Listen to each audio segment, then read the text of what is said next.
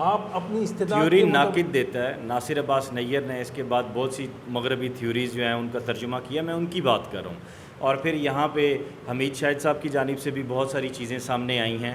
میں ان چیزوں کی بات کروں کہ ہمارے ان ناقدین نے جو نصابی نقاد ہیں انہوں نے تو نہیں منظرنامے کو خراب کیا.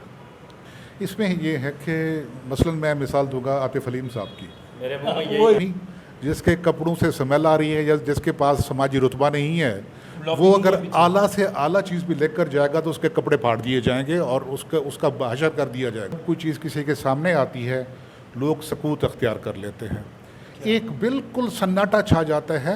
بھئی آپ اس پہ بولو, آپ اس کو برا کہو, آپ اس کو اچھا کہو. اچھا بات سنو میں یہ کہہ رہا ہوں کہ انہوں نے سٹارٹ جو لیا نا, جو ہمیں پہلے بتانا چاہیے تھا کہ یار یہ تم نے لکھ تو دیا, یہ جو آپ نے گھڑا ہے تو اس کی کمیونیکیشن کیا ہے, یہ کمیونیکیٹ ہو رہا ہے یا نہیں ہو رہا, بس لکھتے جا رہے ہیں. جیسے غافر شہزاد ہیں, جیسے ہینا جمشید ہیں, جیسے مطلب کچھ اور لوگ, رضوان شاہد ہیں, ان کا چاند پور ابھی میں نے پڑھا نہیں ہے.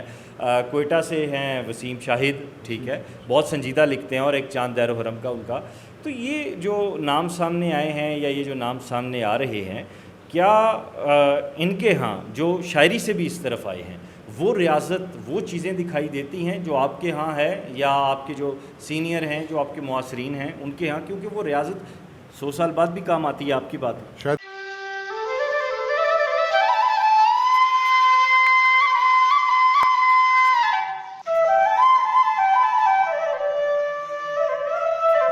آداب دوستو, سخن میں خوش آمدید. میں ہوں وقاص عزیز, اور آج فکشن کے حوالے سے بہت بڑا پروگرام اور بہت اہم گفتگو ہونے جا رہی ہے.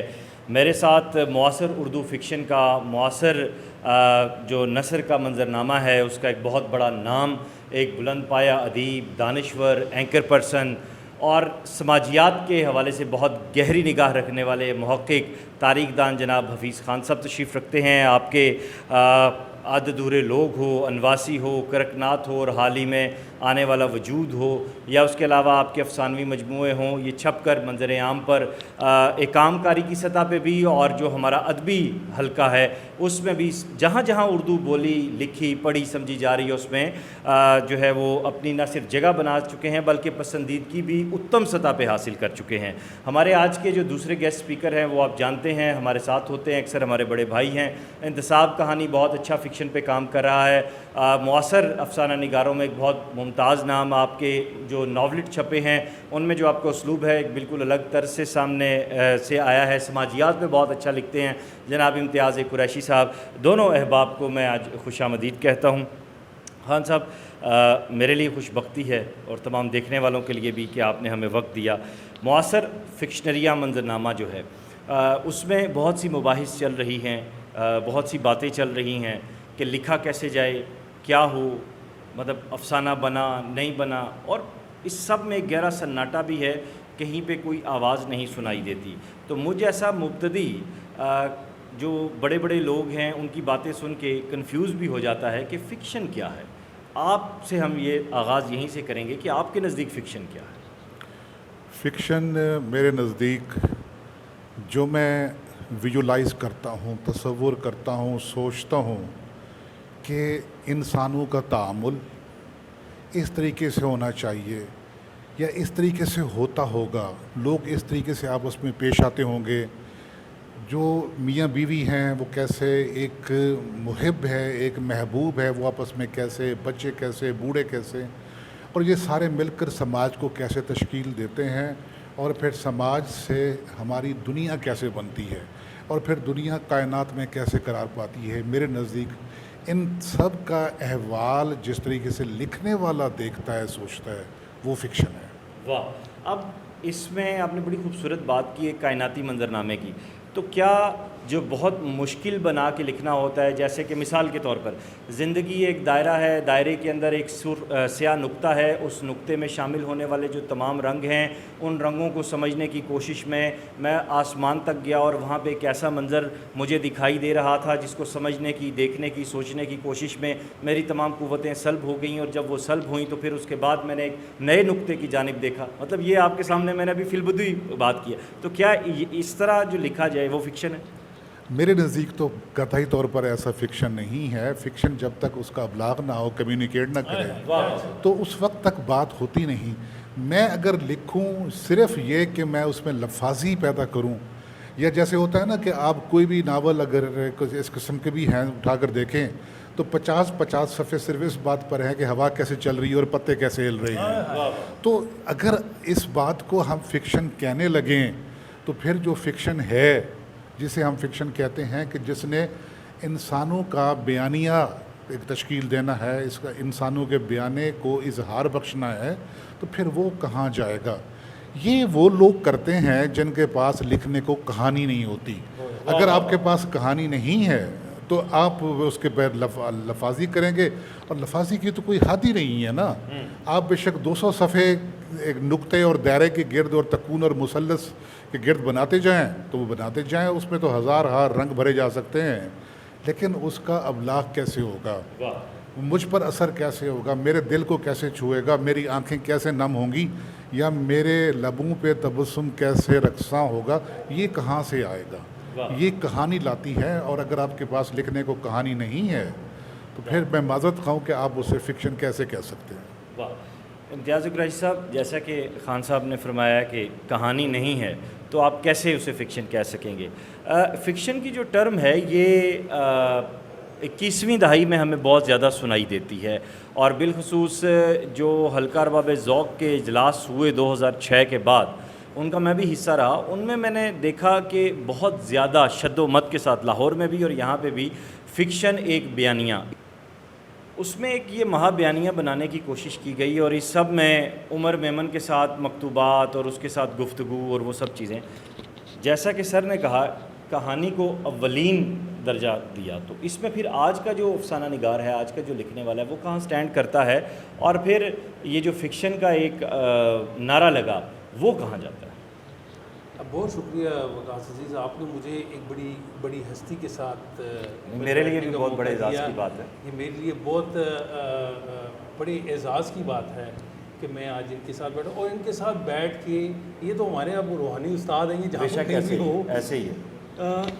میں یہ سمجھتا ہوں کہ سب سے پہلے مجھے یہ کہہ لینے دیں, یہ شکر ادا کر لینے دیں کہ ہمارے پنڈی اسلام آباد میں, پاکستان میں, اور اردو نثر کو ایسی شخصیت جو ہے وہ یہ مؤثر, بالکل ایسے, یہ ہم لوگوں کے اوپر ایک اللہ تعالیٰ کی کوئی خاص جو ہے مہربانی ہے. بے شک ایسے, جو نہ صرف لکھ رہے ہیں, اچھا لکھ رہے ہیں, تاریخی حوالوں کو محفوظ کر رہے ہیں, بلکہ نوجوان نسل, میرے جیسے جو جونیئر ہیں جن کو لکھنا بھی نہیں آتا, حفیظ خان صاحب جو ہیں, یہ ہمارے لیے کسی بڑی نعمت سے کم نہیں ہے, اور خاص طور پر نوجوان نسل کے لیے تو یہ تو ایک بہت بڑا جو ہے انعام ہے. بے شک ایسے. دیکھیں انہوں نے اب گفتگو کا آغاز کیا, اب دیکھیں ایک زیرک رائٹر جو ہے وہ کہتا ہے آپ 10 پڑھتے 10, جیسے ابھی آپ نے ایک افسانہ گھڑا, انہوں نے کہا اب گھڑے کا جواب نہیں, کیا بات ہے, کیا بات ہے, گھڑے کا جواب نہیں ہے, کیا بات ہے. اچھا بات سنیں, میں یہ کہہ رہا ہوں کہ انہوں نے سٹارٹ جو لیا نا, جو ہمیں پہلے بتانا چاہیے تھا کہ یار یہ تم نے لکھ تو دیا, یہ جو آپ نے گھڑا ہے, تو اس کی کمیونیکیشن کیا ہے, یہ کمیونیکیٹ ہو رہا ہے یا نہیں ہو رہا, بس لکھتے جا رہے, واہ واہ بھی ہو رہی ہے. آپ نے حلقہ ارباب ذوق کی بھی بات کی اور وہ کی. دیکھیے نام فکشن ہو, کہانی ہو, لٹریچر میں آپ کہانی کہیں, علامت کہیں, لیکن کوئی بھی چیز جب تک کمیونیکیشن نہیں ہوتی, نہ وہ فکشن بنتی ہے نہ وہ ادب بنتا ہے. ہاں بالکل. اچھا سر, سوال وہ میرا اس کا ایک حصہ رہ گیا, یہ جو فکشن کی اصطلاح ہے, اس اصطلاح نے کہیں کوئی کنفیوژن تو نہیں پھیلائی ہوئی؟ کہ یہ کنفیوژن فکشن میں نہیں ہے, کنفیوژن فکشن کو برتنے والوں میں ہے. کہ جیسے ہوتا ہے نا کہ اگر آپ کسی نے وہ 4 لوگوں کی آنکھوں پہ پٹیاں باندھ دی اور ہاتھی کھڑا کر دیا کہ آپ اس کو جا کر ٹچ کرو کہ اس کی یہ کیا ہے, کسی نے اس کو ستون کہا, کسی نے کہا کہ یہ پہاڑ ہے, کسی نے کہا. اب ہوتا کیا ہے, اگر فکشن لکھنے والا اپنی آنکھوں پر پٹی باندھ لے اور پھر وہ ٹامک ٹوئیاں مارتا پھرے اور کہے کہ میں کچھ منفرد کر کے لانے کی کوشش کروں گا, تو پھر یہی حال ہوتا ہے کہ جو ہمارے ہاں ہوتا ہے کہ اس میں 10 صفحے تو کالے کیے ہوتے ہیں, لیکن ان 10 صفحوں میں کہانی نہیں ہوتی. مجھ سے پوچھا جاتا ہے کہ آپ کے پاس اتنی ساری کہانیاں کہاں سے آ جاتی ہیں. اب بھلا میرا بھی سوال. اچھا کہانیاں کہاں سے آتی ہیں؟ کہانیاں آپ کے سامنے ہوتی ہیں. کہانیاں آتی ہیں آپ کے مشاہدے سے. میں بازار سے گزر رہا ہوں, بازار میں کتنی کہانیاں بکھری پڑی ہیں. ایک جو لکھنے والا نہیں ہے نا, اس کو کوئی کہانی نہیں لگے گی, وہ بازار سے گزر جائے گا. اور جو لکھنے والا ہے وہ وہاں سے 10 کہانیاں لے کر آئے گا بازار سے گزرتے ہوئے بھی. اسی طریقے سے کہانی آتی ہے تصور کرنے سے. اب جب یہ نفسیاتی امتحان ہوتے ہیں CSS وغیرہ کے یا کمپٹیٹیو ایگزام ہوتے ہیں, اس میں ایک کتاب دی جاتی ہے تصویروں کی. کہیں ایک لڑکا ایک لڑکی بیٹھے ہوئے ہیں, کہیں ایک بوڑھا ہے اور ایک نوجوان بیٹھا ہوا ہے, تو آپ نے اس پہ کہانی بنانی ہے. اب پھر وہاں آدمی کا تصور کام کرتا ہے کہ اس نے ان بہن بھائی بنا دینا ہے, ان کو محبوب اور محبوبہ بنا دینا ہے, یا ان کو کچھ اور بنا دینا ہے, ان کو میاں بیوی بنا دینا ہے. یہ سارا آتا ہے آپ ویژولائز کیسے کرتے ہیں, چیزوں کو دیکھتے کیسے ہیں, چیزوں کو پرکھتے کیسے ہیں, چیزوں کو بیان کیسے کرتے ہیں. اب ان کے درمیان میں جو کرافٹ ہے, کہانی بننے کا عمل ہے, اسی نے رولا ڈالا ہوا ہے کہ کہانی بننا آتا نہیں ہے. اب دیکھیں, میں سلائیاں لے کر 2 بیٹھ جاؤں, میرے سامنے اون کا گولا بھی رکھا ہو, مجھے سلائیوں کو یوں کرنا بھی آتا ہو, لیکن میں اسے سویٹر نہ بن سکوں, تو میں لعنت بھیجوں سلائیوں پر اور لعنت بھیجوں کہ یہ اون ہی خراب ہے. تو کرافٹ یا بننے کا عمل ہے یا کہانی کہنے کا عمل ہے, جب تک وہ آپ کو نہیں آتا. اب محفل میں جائیں, وہاں 10 لوگ بیٹھے ہوتے ہیں, ایک شخص محفل پہ چھایا ہوا ہوتا ہے, وہ بھی وہی باتیں کر رہا ہوتا ہے جو دوسرے لوگ باتیں کر رہے ہوتے ہیں. وہ کیوں چھایا ہوا ہوتا ہے؟ چونکہ اس کے پاس بات کرنے کا ہنر آتا ہے. تو بات کرنے کا ہنر کہانی کہنے کا ہنر ہے.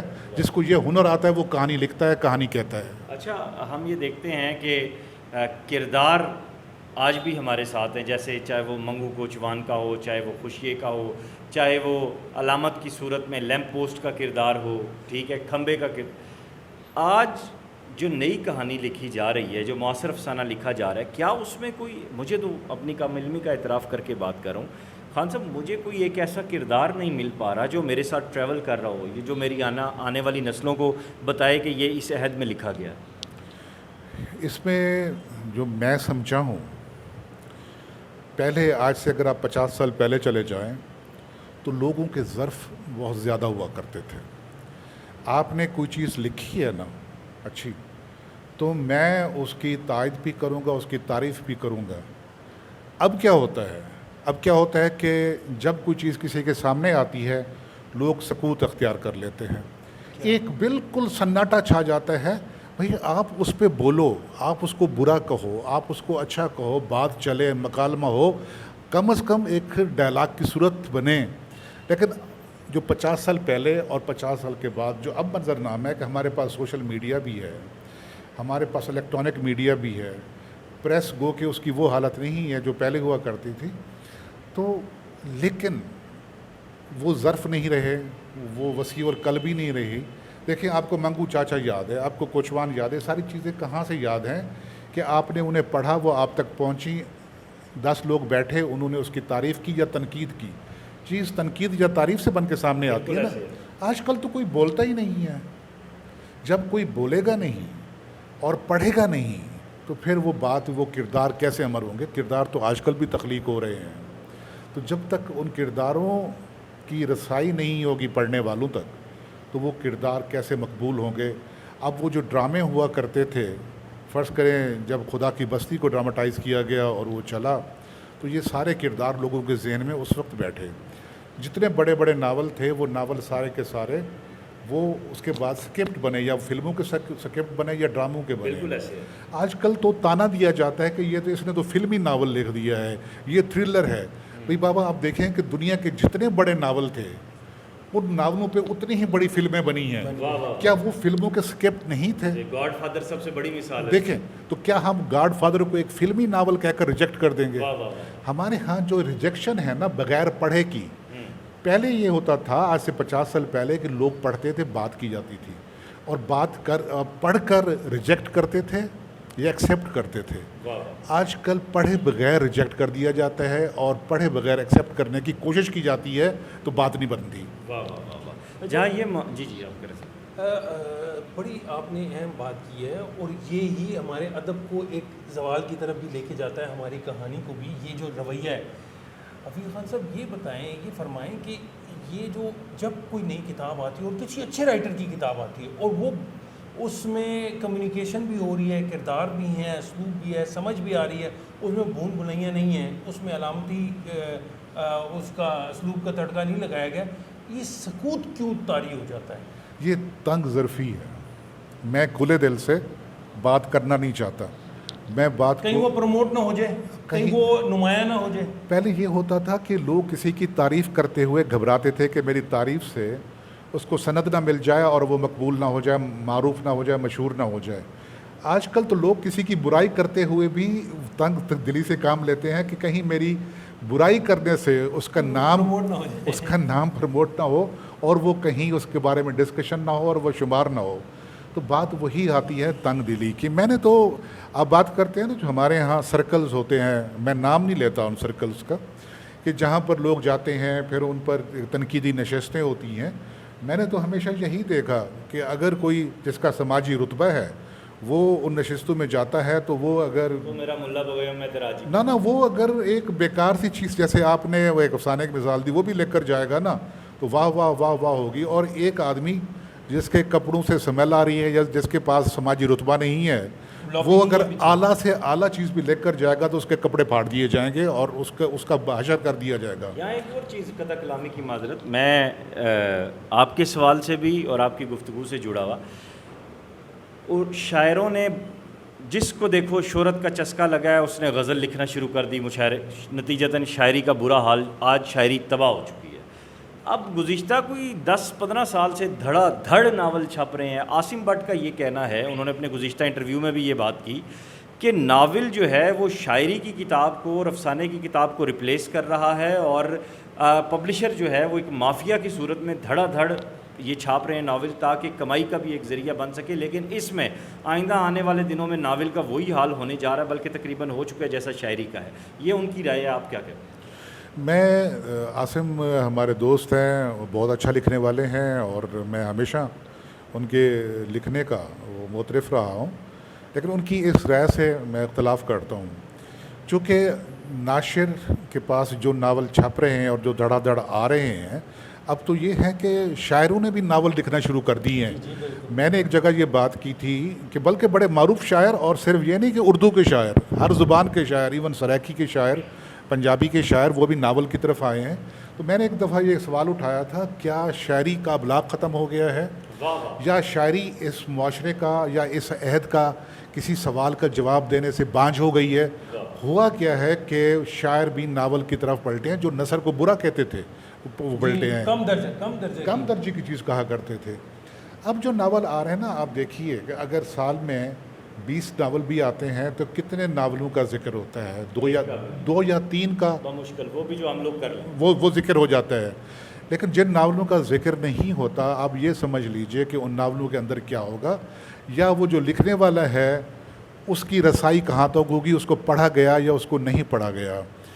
یہ جو ناول ہے یہ ایک عہد کی کہانی ہے، ایک عہد کو ریپرزینٹ کرتے ہیں. ضروری نہیں کہ ایک جو ناول اچھا لکھا گیا آج ہی اس کا تذکرہ ہو جائے.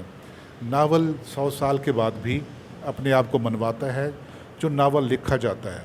جو آپ نے ایک مثال دی تھی وہ تکون اور دائرے کی اور نقطے کی، اگر ناول اسی پہ بیس کرے گا تو پھر اس ناول کا وہی حال ہوگا جو ابلاغ نہ ہونے سے کہانی کا ہوتا ہے یا جو ابلاغ نہ ہونے سے شاعری کا ہو چکا ہے. صحیح. میرا شاید سوال کرنے کا ایک مقصد یہ بھی تھا کہ پہلے جیسا کہ اکثر آپ سے بھی بات ہوئی، خالد فتح محمد صاحب سے بات ہوئی، محمد الیاس صاحب سے بات ہوئی، کہ ایک ناول کو کئی مرتبہ لکھا گیا، ری رائٹ کیا گیا، اور پھر اس کے بعد وہ ایک ماسٹر پیس کی صورت میں آئے. اداس نسلیں ایک بہت بڑی مثال ہے ہمارے یہاں اگر اردو کی بات کی جائے. ایون آپ کا انواسی آپ نے خود تذکرہ کیا. لیکن میں بات یہ کہنا چاہ رہا تھا کہ جو نئے ناول نگار آ رہے ہیں، جیسے غافر شہزاد ہیں، جیسے ہینا جمشید ہیں، جیسے کچھ اور لوگ، رضوان شاہد ہیں، ان کا چاند پور ابھی میں نے پڑھا نہیں ہے، کوئٹہ سے ہیں وسیم شاہد، ٹھیک ہے، بہت سنجیدہ لکھتے ہیں، اور ایک چاند دیر و حرم کا ان کا. تو یہ جو نام سامنے آئے ہیں یا یہ جو نام سامنے آ رہے ہیں، کیا ان کے ہاں جو شاعری سے بھی اس طرف آئے ہیں وہ ریاضت وہ چیزیں دکھائی دیتی ہیں جو آپ کے ہاں ہے، یا آپ کے جو سینئر ہیں جو آپ کے معاصرین ہیں ان کے ہاں، کیونکہ وہ ریاضت 100 سال بعد بھی کام آتی ہے آپ کی بات؟ شاید پہلے بھی میں نے آپ سے ذکر کیا تھا کہ یہ بات ہے 92 کی، آپ سمجھ لیں کہ 30 سال ہو گئے ہیں. 30 سال 31 سال. تو ان دنوں میری پوسٹنگ تھی میاں والی میں. تو منو بھائی مرحوم ہمارے دوستوں میں سے تھے، اور منو بھائی مجھ پہ بہت، وہ جہاں ملاقات ہوتی وہ مجھے زور دیتے تھے کہ میں ناول لکھنا شروع کروں. تو میاں والی میں پوسٹنگ تھی، میرے پاس وقت بھی تھا خاصا، اور میں نے وہاں پر ایک ناول لکھنا شروع کیا، اور اس کے کوئی 40-50 صفحے میں نے لکھ بھی لیے. اور پھر میرا تبادلہ کسی اور جگہ پہ ہو گیا، وہاں بہت مصروفیت تھی، تو وہ ناول وہیں رہ گیا.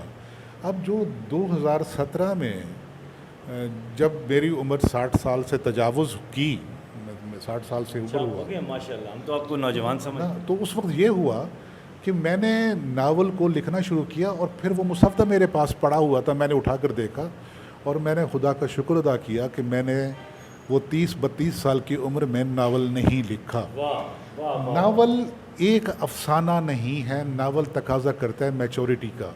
جیسے ایک زندگی میچور ہوتی ہے ایک عرصے کے بعد، ناول کے اندر کہانی کہنا کوئی مسئلہ نہیں ہے، لیکن جب تک اس کے اندر ڈیپتھ نہیں ہے، اس کے اندر گہرائی نہیں ہے، اس کے اندر وہ جو چیزوں کو دیکھنے کا فلسفہ آپ بیان نہیں کر سکتے، اور جس طریقے سے چیزوں کو اور لوگوں کے درمیان جو انٹر ایکشن ہے ان کی گہرائی آپ کو معلوم نہیں ہے، لوگوں کا جو ایک دوسرے پر برسنا گرجنا اور ایک دوسرے کے لیے محبت کا اظہار کرنا، جب تک آپ کو اس پر قدرت نہیں رہی، آپ اس سے گزرے نہیں ہیں، آپ نے وہ فیز دیکھے نہیں ہیں، آپ نے وہ چیزیں الٹتی پلٹتی دیکھی نہیں ہیں، آپ نے حکومتیں بنتی بگڑتی دیکھی نہیں ہیں، آپ حکومتوں کا حصہ نہیں رہے.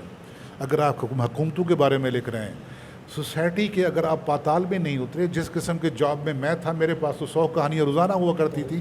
میں کورٹ میں بیٹھا ہوا جج ہوں جس کے پاس 100-150 کیس لگے ہوئے ہیں روزانہ کے، تو اس میں میرے پاس تو 100 کہانیاں روز ہوتی تھی، جس میں باپ بیٹے کا نہیں ہے، اور ماں بیٹی کی نہیں ہے، بیٹی ماں کی نہیں ہے، اور کوئی رشتہ کوئی تعلق نہیں ہوتا. وہ جو لو میرج کر کے آتے تھے وہ ایک دوسرے کے منہ پہ تھوکنے کو تیار نہیں ہوتے تھے، وہ کھڑے ہوئے ہیں لوگ. تو یہاں سے کہانیاں بنتی ہیں. جب تک آپ ان چیزوں سے نہیں گزرتے نا. ہاں اگر میری جاب اس قسم کی ہوتی کہ میں اٹھتا صبح منہ ہاتھ دھو کر، مجھے گھر سے ناشتہ ملتا نہ ملتا، میں کسی اپنے دفتر کی کنٹین پہ جا کے ناشتہ کرتا، وہ 2-4 سگریٹ پھونکتا، 2-4 دوستوں سے گپے لگاتا، رات ہو جاتی، پھر گھر آتا، بیوی کی گالیاں کھاتا، اور پھر بیٹھ جاتا کہ جناب میں یہ سمجھتا کہ میں نے دنیا دیکھ لی ہے. بھئی آپ نے کیا دیکھا ہے؟ جب تک آپ زندگی میں اترے نہیں ہو، یا زندگی آپ میں اتری نہیں ہے، تو آپ ناول کیسے لکھ سکتے ہو؟ واہ واہ واہ واہ. آخری 2 سوال ہیں، ایک سوال امتیاز صاحب سے، اور ایک امتیاز صاحب، کہیں ایسا تو نہیں ہے کہ یہ جو تھیوریز معرض وجود میں آئی ہیں 9/11 کے بعد بہت زیادہ فکشن کی، انہوں نے سنجیدہ فکشن کو یا جن چیزوں کے اوپر ہم بات کر رہے ہیں اس کو خراب کیا ہے؟ میں نہیں سمجھتا کہ ایسا ہو. 9/11 نے تو بڑے سے باب کھولے ہیں، ایک نئے سرے سے ایک نئی تشکیل دی ہے موضوعات کو، اور موضوعات کو نہ صرف پرتیں دی ہیں، اس کو پرتیں کھولی ہیں، اور دنیا کو ایک نیا اینگل دیا ہے سوچنے سمجھنے کا. بات پھر وہ حفیظ صاحب کہتے ہیں کہ دیکھیں آپ نے یہ بڑی زبردست بات یہ کہتے ہیں کہ دیکھیں آپ نے ایک چیز 9/11 اب سہا نہیں ہے، میں نے جیسے ہمارے پڑوسی ملک نے سہا ہے، ہم نے بھی سہا ہے. تو جب آپ ایک چیز سہتے ہیں نا، تو پھر آپ کے اندر سے وہ کہانیاں بھی نکلتی ہیں، اور وہ موضوعات بھی سامنے آتے ہیں، اور اس کے اینگل بھی بدلے ہوتے ہیں. لیکن سوال یہ ہے کہ آپ اپنی استعداد تھیوری ناقد دیتا ہے. ناصر عباس نیّر نے اس کے بعد بہت سی مغربی تھیوریز جو ہیں ان کا ترجمہ کیا، میں ان کی بات کر رہا ہوں. اور پھر یہاں پہ حمید شاہد صاحب کی جانب سے بھی بہت ساری چیزیں سامنے آئی ہیں. میں ان چیزوں کی بات کر رہا ہوں کہ ہمارے ان ناقدین نے جو نصابی نقاد ہیں انہوں نے تو نہیں منظرنامے کو خراب کیا. نہیں، میں نہیں سمجھتا کہ ایسا کوئی سلسلہ ہے، کیونکہ ہر نقاد اپنے اس فن پارے کے حوالے سے اور اس موضوع کے حوالے سے بات کرے گا. اور پھر میں یہ سمجھتا ہوں کہ فی زمانہ جو ہے دنیا بدلتی ہے تو ہر رائٹر کا اپنا اپنا اینگل ہوتا ہے. صحیح. اور کوئی جہاں تک اب تھیوری کی بات کریں, کون کس کی تھیوری, آپ میری تھیوری پہ سے ایگری نہیں کریں گے, یہ اپنی بات کریں گے, آپ اپنی بات کریں گے, تو ہر رائٹر اپنے مشاہدے کے ساتھ اپنے موضوعات لے کے آتا ہے اور اس کی اپنی. میں ایک سوال یہ پوچھنا چاہ رہا تھا سر سے کہ سر جہاں آپ نے یہ کہا کہ جس کی لابی نہیں ہے, جس کی بیک نہیں ہے, وہ ادیب تو پیچھے چلا جائے گا. ظاہر بتاؤ اس کو تو کبھی پارٹ ٹائمر کہیں گے, اس کو کہیں گے یار اس کو تو کچھ آتا ہی نہیں ہے. آپ کو پتہ ہے ہمارے کتنے اچھے اچھے ادبا شعراء یہاں ہیں, لیکن لابی نہیں ہے تو وہ الگ کونے میں پڑے ہوئے ہیں. اتنے اچھے اچھے ناول نگار ہیں, ٹھیک ہے, لیکن ان کی چونکہ ہے نہیں ہے, بیک نہیں ہے, ان کی لابی نہیں ہے, تو ان کو, اور اچھے لکھنے والے ہیں, انہوں نے 2-2 3-3 ناول لکھے ہوئے, لیکن ہم بھی ان کا انٹرویو نہیں کر سکتے, بات نہیں کر سکتے, کیونکہ وہ صورتحال ہی ایسی نہیں ہے. تو پھر ایسے قیت الرجال میں ہم کیسے اس منظرنامے کو چینج کریں گے, یا وہ جو رائٹر ہے اس کو کیسے موقع دیں گے؟ اس میں یہ ہے کہ مثلا میں مثال دوں گا عاطف حلیم صاحب کی, میرے منہ میں یہی نام تھا, میں وہی حوالہ گرد بات, کیسا اچھا نام, گرد بات, مشکپور کی, انہی کی بات کر رہا تھا. اچھا, اب دیکھیں وہ سامنے آئے نہ آئے, ان کی لابی کوئی ہو یا نہ ہو, انہوں نے جو کام کر دیا ہے, ان کے دونوں ناول اکنالج ہوئے ہیں. بالکل ایسے. اور جہاں سنجیدہ گفتگو ناولوں پہ ہوتی ہے تو مشکپور کی ملکہ اور گرد بات کا ذکر ضرور ہوتا ہے. وہ ایک اچھا لکھنے والے ہیں, چاہے ان کی لابی کوئی ہے یا لابی نہیں ہے. لابیوں سے صرف یہ ہوتا ہے کہ آپ کو وقتی شہرت مل جاتی ہے, آپ مجلسوں میں, آپ کانفرنسوں میں, آپ دوسری جگہوں پہ بلائے جاتے ہیں, آپ ایک میلے کا, ایک ہجوم کا حصہ تو بن جاتے ہیں. لیکن مصنوعی, اب دیکھیں نا, ڈاکٹر وحید ہیں, وہ کون سی کانفرنسوں میں جاتے ہیں یا کون سے میلے ٹھیلوں میں جاتے ہیں, لیکن ان کا جو لکھا ہے وہ کتنا خوبصورت ہے, چاہے ان کی ذہن زینو ہو یا ان کے مندری والا ہو یا ان کی شاعری ہو, وہ ساری کنالج ہو رہی ہے. اسی طرح محمد الیاس صاحب سب سے درویش, جب وہ درویش آدمی ہے, ان کی کوئی لابی نہیں ہے, لیکن ان کا جو کام ہے وہ اکنالج بھی ہوا ہے, وہ سب کے سامنے ہے.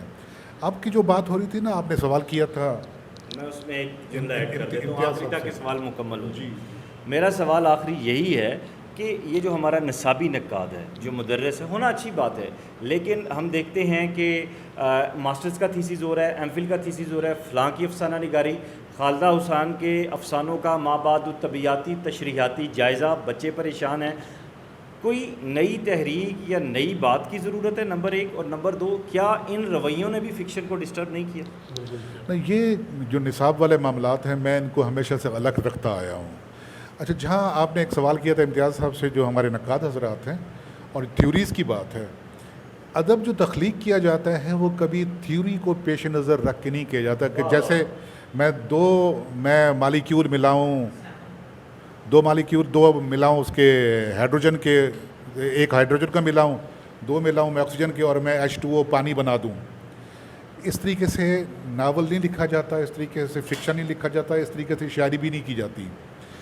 یہ تمام جو تنقید ہوتی ہے یہ تخلیق کے بعد کی صورتحال ہے کہ کون سی تخلیق کون سے سانچے میں آ رہی ہے, فٹ ہو رہی ہے, کون سی تخلیق پہ کون سی تھیوری اپلائی ہوتی ہے, اور کیا کچھ ہوا ہے. اگر لکھنے والا ان تھیوریز کو سامنے رکھ کے لکھنا شروع کرے تو میں سمجھتا ہوں کہ ایک پیراگراف تو کیا, ایک سطر بھی نہیں لکھی جا سکتی کہ آپ کہیں کہ یہ لکھا جاتا ہے.